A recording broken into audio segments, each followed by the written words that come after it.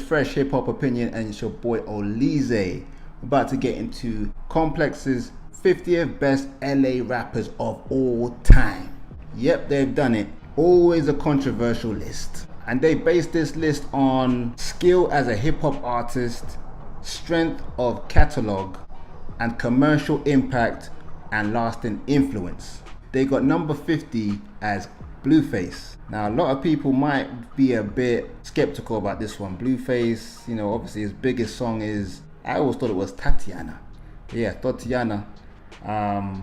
Him being on the top 50 LA rappers does seem a bit of a disrespect, but we move. Next rapper on 49 is Blue. I'm not gonna say that I'm very familiar with this guy. His important songs they've got here is Dancing in the Rain with Exile, The World Is. Commercial success, it says one album with Exile appeared on the R&B hip hop charts. I don't know. Number 48 is G Perico. It says here why he belongs on the list. One of the key figures adding a contemporary twist to classic LA rap sounds. Yeah, I'm not gonna say I'm so familiar with him. I mean, at the end of the day, these younger rappers I'm not so familiar with. What can I say? 47 is Oleezeh. The only Jeezy I know is from Atlanta. Oleezeh, interesting rapper. Never seen him before. Not gonna lie. His important songs are musty. Now, number 46 is someone I can tell you I definitely know. It's Crooked I. I mean, how Crooked I is on number 46 of the best LA rappers of all time, I'm surprised, man. I mean, they did say through catalog, and his catalog isn't the strongest when in terms of commercial success, but as a lyricist, he's got to be higher than 46. I feel like this one is a disrespect. At number 45 is Evidence. Yeah, I remember him from Dilated Peoples back in the 2000s, early 2000s, but how he's ahead of Crooked I think most people will disagree with this one for sure. Number 44 is Everlast. Everlast, the only thing I know about Everlast is that he beefed with Eminem back in the day. I mean, he had a couple good songs, okay songs when I was younger. And obviously he's in the House of Pain, but for him to be ahead of Crooked I feel that's a bit of a stretch. It says commercial success, 9 albums on the Billboard charts, including 2 with House of Pain, 2 platinum albums, 1 with House of Pain, 7 songs on the Billboard Hot 100, including a House of Pain song that reached number 3. You know what, when you say it like that, I understand why he's on the list. Coming in number 43 is Ab-Soul. Ab-Soul, of course, we know is linked to Kendrick's team when Kendrick was on that team. But yeah, I like Ab-Soul. I think he definitely deserves to be on a list of LA top rappers, but I can't complain about where he's placed. Number 42, Will.i.am. I don't even think of Will.i.am as an LA rapper because he's had so much commercial success. I think of him as a pop star more than anything. But Will.i.am, obviously, everyone knows his resume. Black Eyed Peas. He's done The Voice. He's done all these type of shows, breakdancing. He's an epitome of hip hop from the old school as well. Let me see some of his important songs back in the day. Puddles of H2O, Joints and Jams. Number 41 is Lady of Rage. How does Crooked I rank lower than Lady of Rage? Lady of Rage had her time in Death Row, but she didn't even have a album or a couple albums out that blew up. We know Afro Puffs from back in the day, but it's strange to put her here on the list. It says commercial success was 1 album on the Billboard 200, 1 song on the Billboard 100. How does that make you get ahead of Crooked I and even the other people? Important songs, Afro Puffs, Stranded on Death Row. Yeah, but this was like 30 years ago. I mean, you can't be on the list of top 100 LA rappers when your biggest songs was featuring on other people's songs and you didn't have your own song that blew up. Afro Puffs, yeah, that was her song though. Number 40 is R.I.P. Coolio. Legendary rapper from the 90s. I loved Coolio. He was one of the first rappers that I liked as a kid.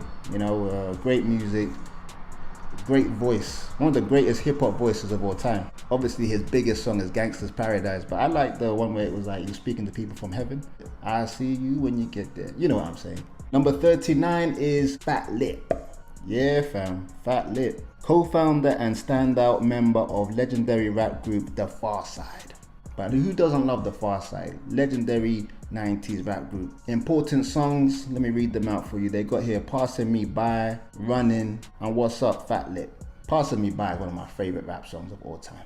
Number 38 is Cam. The reason they put him on here is effortlessly blending socially conscious themes with gangster rap sounds. He had 2 albums charted on the Billboard 200 chart. Number 37 is Mac 10. Mac 10. I like Mac 10, you know.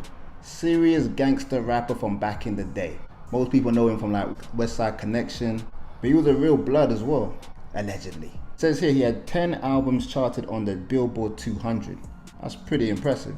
His most important songs that why he's on this list: Faux Life featuring Ice Cube, Nothing But the Cabbie Hit featuring the Dog Pound, and Bow Down, of course. Number 36 is Tash. He was 1/3 of the Alcoholics 90s crew, and they were very much respected back in the day, man. They didn't really have the huge success that they maybe should have or could have, but they were really big back in the day.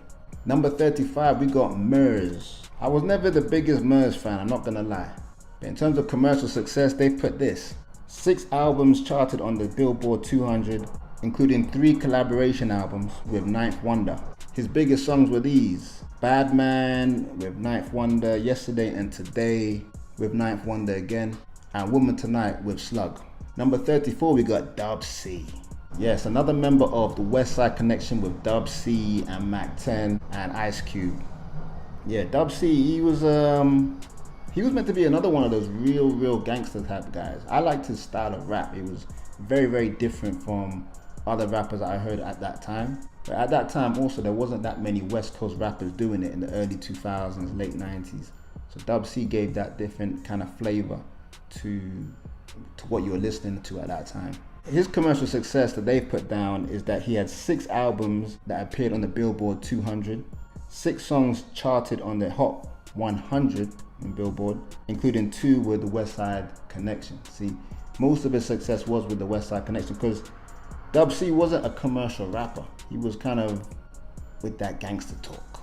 His big songs they've got here is The Streets featuring Snoop Dogg and Nate Dogg, Just Clowning, and Gangsters Make the World Go Round as part of the West Side Connection. I remember that song. That song was fire. Number 33 is one of my favorite West Coast rappers of all time, and that's Razkaz. They put down the reason for him to be on the list: one of the most intellectually sharp and socially political rappers to come from out of LA. I would definitely second that. Razkaz, very educational way he raps about certain subjects, and the way he puts his rhymes together, very complex rhymes. Even some of the best rappers from my era, like the Jay-Z's and the Nas's, they put Razkaz as one of those rappers that is well respected, basically. It says commercial success: 2 albums on the Billboard 200, 3 songs on the Hot R&B and Hip-Hop songs chart. Definitely the biggest song I think of his is The Nature of the Threat. But they've got down Soul on Ice, Interview with a Vampire as well. Fair enough. Number 32, I can't even pronounce this man's name. It's Say Alone. I don't know this guy, I'm not gonna lie. It says he's the leading figure of Project Blowed, the most influential open mic in underground hip hop. 2 albums charted on the Billboard Independent chart. He deserved to be here. 31, we got Yo-Yo. This is Tupac's ex, a pioneer of the male versus female argumentative rap song format. That's why she's on the list, that's what they say. Important songs, it says here, You Can't Play With Yo-Yo, It's a Man's World, featuring Ice Cube, which was a cool song. I've heard that one before.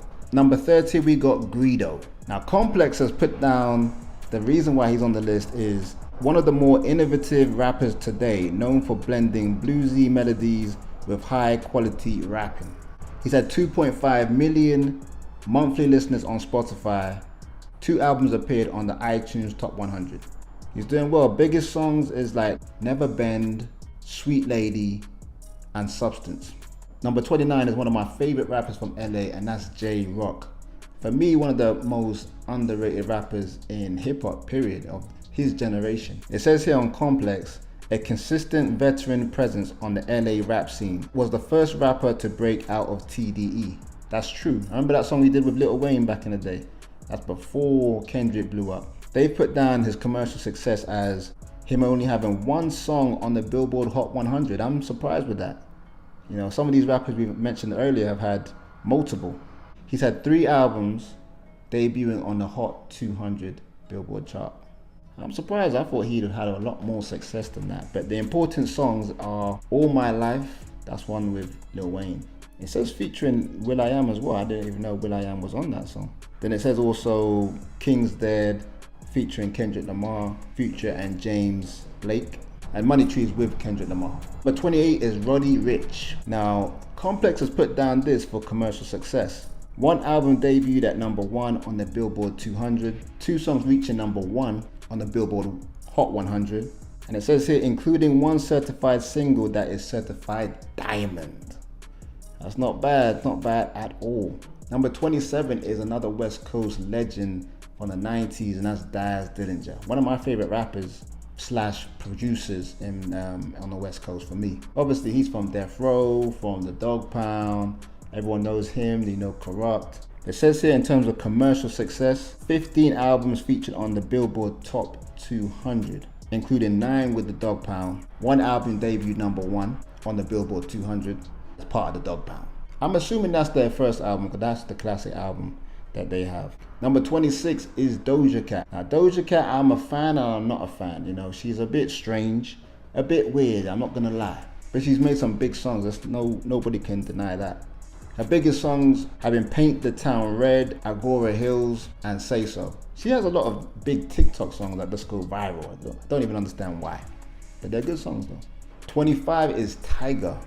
I'm surprised Tyga is this high. I mean, Tyga has some good songs.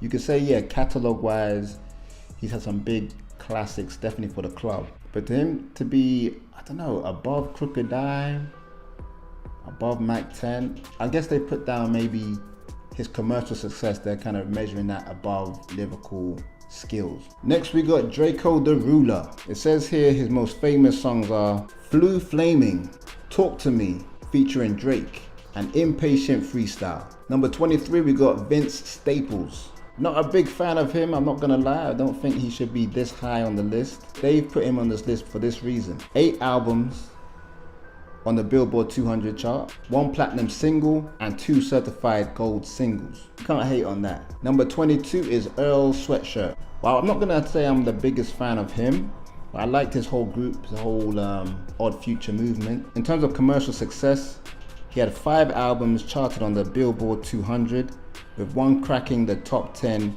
with 1 going gold. I don't believe he should be this high, I'm not gonna lie, but you can't hate on those type of stats. Important songs was Earl and Chum. At 21 we got MC Ren. Obviously coming out from that legendary group NWA. MC Ren probably was the one that got the least amount of praise after Dre, Eazy, and obviously Cube. But still is a respected MC. His commercial success was 7 albums charting on the Billboard 200, including 1 NWA album that hit number 1. 2 platinum albums with NWA, 3 solo songs appeared on the Billboard Hot 100. I'm surprised, I didn't really realize he did 3 singles that hit the top 100 in the Billboard. That's pretty good, considering he wasn't the most popular rapper of the group. At number 20, we've got Warren G, the G-Funk man. I used to love Warren G's first album, man. We used to play it all the time in our house. Biggest song obviously is featuring Nate Dogg, Regulate. But he had more success. Maybe didn't hit the heights that he maybe thought he would, but he still had a good career. They played a key role in bringing G-Funk to the mainstream, especially with the success of Regulate with Nate Dogg. They put down his best songs as Regulate, This DJ, Groupie Love with 213. Groupie Love was a good song, you know. And the album was decent as well, that 213 album. I think that came out around 2004. Number 19 is Don Kennedy. Complex has put this as reason why he's on the list. An indie legend who makes songs that dominate LA parties. Commercial success was 3 albums charted on the Billboard 200, 1 appearance on the Billboard Hot 100. Yeah, I'm not so familiar with this guy, but he must have done a lot of stuff to be placed at number 19 on the list. Number 18 is Sugar Free. Sugar Free makes me laugh, man. He's old school. They've put down his reasons for being on the list as a one-of-a-kind style technician who told exaggerated stories about pimping in the streets. Now, pimping ain't good, kids. Don't do it. But this guy's a character, I must say. Number 17 is Schoolboy Q. Me, I'm a big fan of Schoolboy Q. Very skilled, original style of rap. Not many people sound like him in the history of rap. So I definitely think he's an underrated rapper. But they put down a core member of the Top Dog Entertainment, TDE. Schoolboy Q helped bring an avant-garde edge of LA gangster rap. Commercial success, 6 albums have charted on the Billboard 200. Including one that peaked at number 1 and eventually went platinum. Not bad at all. Coming in number 16 is King T, pioneering figure in gangster rap in LA. Founder and leader of the influential Liquid Crew, with big songs like Act a Fool, At Your Own Risk. Number 15 is YG. YG, I feel like YG should have been a way bigger rapper. Whether he should be 50 on the list is a bit questionable. I don't think he's got that resume to be top 20 in my opinion, although obviously he's got big songs. They put down commercial success, 22 songs charted on the Billboard Hot 100, including 1 top 10 hit. 11 albums made the Billboard 200, with 5 reaching the top 10. Important songs they put down: Bickin' Back Being Boo, Who Do You Love featuring Drake, and FDT featuring Nipsey. Number 14 is an absolute legend, Exhibit. Obviously people know Exhibit from being associated with Dr. Dre, but he had a lot of success by himself as well. He had Paparazzi, What You See Is What You Get, and X. I also love that. Commercial success, they put down 7 albums charted on the Billboard 200, including 1 platinum release. 6 songs reached the Billboard Hot 100. I think Exhibit should be top 10, personally. But I can't hate on this position. There's a lot of great rappers out there. Number 13 is Corrupt Young Gotti from the Dog Pound, obviously Death Row artist. He's actually he'd probably be my favorite West Coast rapper of all time. His style is impeccable, lyrical. He hasn't got the hits behind it, he ain't got the big albums, but in terms of skill set, he's my favorite West Coast rapper of all time. But they put down his big songs as New York, New York, featuring Snoop Dogg, Calling Out Names when he dissed the whole industry, Explosive, that's with Dr. Dre. Says here he's released 12 albums that charted on the Billboard 200. We got number 12 is MC8, another 90s rapper, Crip affiliated. His important songs were Straight Up Menace, Hood Took Me Under, Most Wanted, Mad City, when he was on Kendrick Lamar's album. I'm not like so familiar with his albums and music. I know who he is, but he's a bit before my time. I never really got into MC8's music. Number 11 is The Game. Now The Game, I heard, was not happy about being placed 11th, but I would have thought The Game would be in the top 5, top 10, probably top 10. He should definitely be in there. But Game sold loads of albums. G-Unit affiliate. Documentary is a classic, sold 5 million albums. I liked his second album the best personally, but Game should be higher in my opinion. Top 10 now. 10 is Nipsey Hussle. R.I.P. Nip. Neighborhood Crip. Musically, did he have the impact while he was alive? No, not in my opinion. I think if this list was done before he died, I think he'd be a lot lower on the list. But, you know, with his death, we've seen good music he did.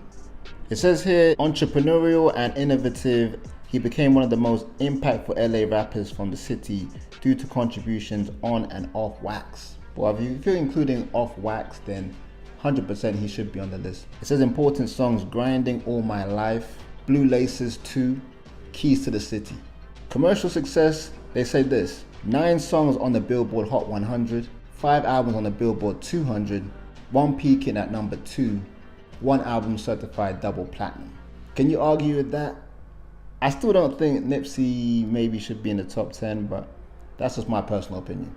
Number 9 is Eazy-E, legendary Eazy-E from NWA. Eazy's an absolute legend. I think Eazy should be higher than 9 in my opinion. Just the impact he has had on hip-hop. The Eazy-E family tree in hip-hop is just legendary. You got Dre, you got Eminem, 50, whole of Death Row pretty much. But they put down, helped to create the modern prototype of what a gangster rapper looked and sounded like. That's what I'm saying. He was the blueprint. So I feel like he should be high on the list. Commercial success, they've put down 1 #1 album on the Billboard 200 of NWA, 1 triple platinum album with NWA, and then 2 solo projects certified double platinum. I didn't even know he had that much success as a solo artist. That's obviously, maybe that came after his death possibly, but still very impressive.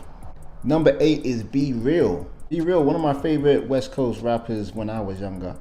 I'm surprised they put him this high on the list, but he had a lot of success though. Obviously in Cypress Hill mainly. But it says here in terms of his commercial success, over 7 million records sold. That's impressive. In the US, 12 albums charted on the Billboard 200, including 1 hit #1. 11 of those albums were with Cypress Hill, 6 songs that charted on the Billboard Hot 100. You know, that's an impressive resume, that's for sure. Important songs they put down: How I Could Just Ill a Man, you know what I'm trying to say, Insane in the Brain, Hand on the Pump.